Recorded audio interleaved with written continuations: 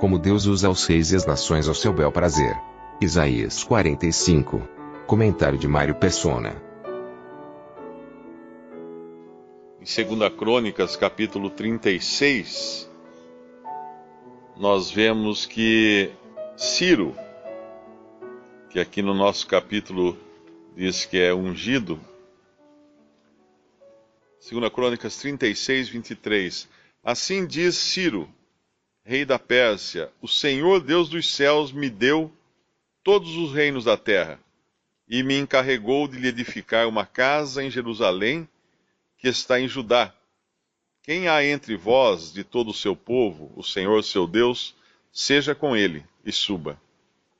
Ciro reconhecia de onde veio as suas conquistas. Ele conquistou muitas terras, e nós passamos outro dia pelo capítulo 43, e o Senhor fala o que ele deu a Ciro para como recompensa pelo cuidado dele sobre Israel e para edificar uma casa.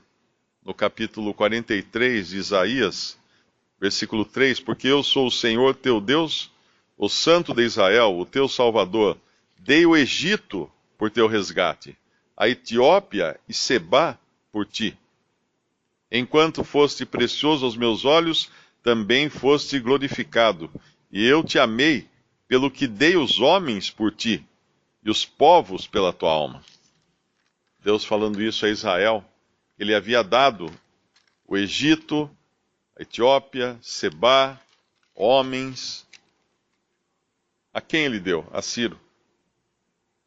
E Ciro agora no capítulo 45, assim diz o Senhor ao seu ungido, a Ciro, a quem tomo pela sua mão direita para abater as nações diante de sua face, eu soltarei os lombos dos reis para abrir diante dele as portas, e as portas não se fecharão. Eu irei diante de ti, endireitarei os caminhos tortos, quebrarei as portas de bronze, despedaçarei os ferrolhos de ferro, e darei os tesouros das escuridades e as riquezas encobertas, para que possas saber que eu sou o Senhor, o Deus de Israel, que te chama pelo teu nome. Deus usa as nações pelo seu povo, para o seu povo. Isso é importante nós entendermos isso, porque muitas vezes nós vemos tanta inquietude por parte mesmo de cristãos com respeito à política, à situação do mundo, aos governos, e nós nos esquecemos que Deus é quem põe os reis e Deus é quem tira os reis. E não só faz isso, como ele controla os reis ao seu bel prazer, segundo as necessidades ou os desígnios dele para o seu povo. Para o seu povo. No Antigo Testamento ele falava que abençoaria aqueles que abençoassem Israel, amaldiçoaria aqueles que abençoassem Israel. Hoje a igreja não é desse mundo, não é da terra. Mas quando nós lemos o Novo Testamento, os Evangelhos e o livro de Atos, principalmente, nós vemos como Deus estava no controle de tudo.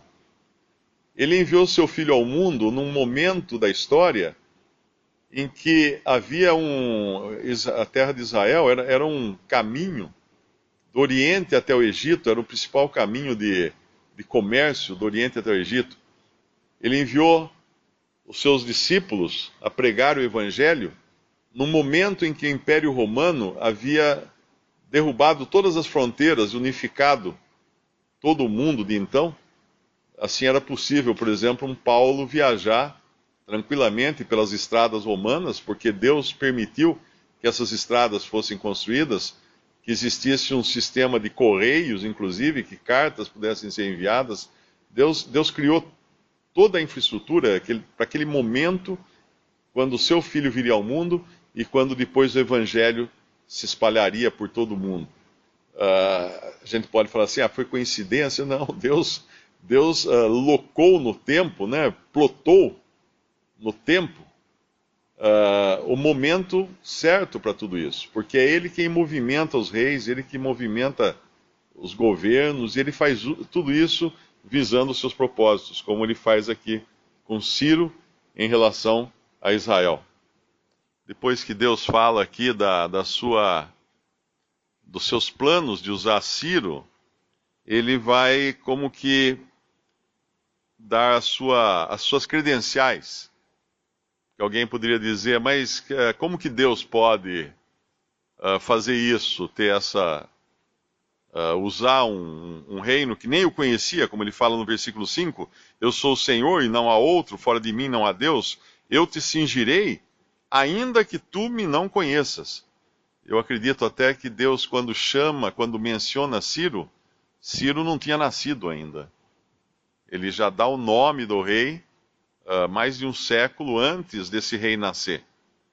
É uma profecia bem anterior. Mas aí, como que para demonstrar que quem está falando é Deus, né, o Criador, ele vem no versículo 6 em diante, ele fala, para que se saiba desde o nascente do sol e desde o poente que fora de mim não há outro, eu sou o Senhor e não há outro.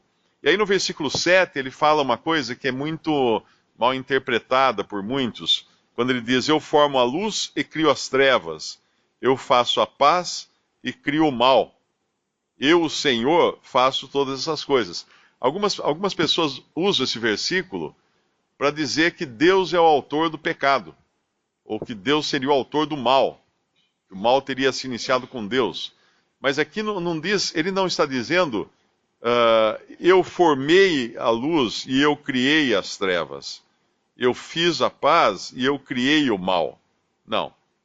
Ele está dizendo que ele tem esses elementos ao seu dispor, para trazê-los à cena quando ele quer. Então, o mal não foi criado por Deus. As trevas não foram criadas por Deus. Tanto é que não existem trevas. Trevas nada mais são do que a ausência de luz. Assim como não existe frio.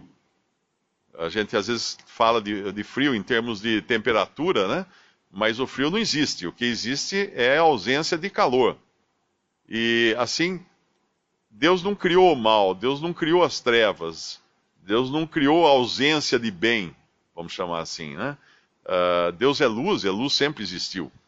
Porém, com o pecado, primeiro dos anjos e depois de Adão, primeiro dos anjos, as trevas invadiram toda a criação, e depois a morte entrou na criação original ali de Gênesis, e isso traz resultados até hoje.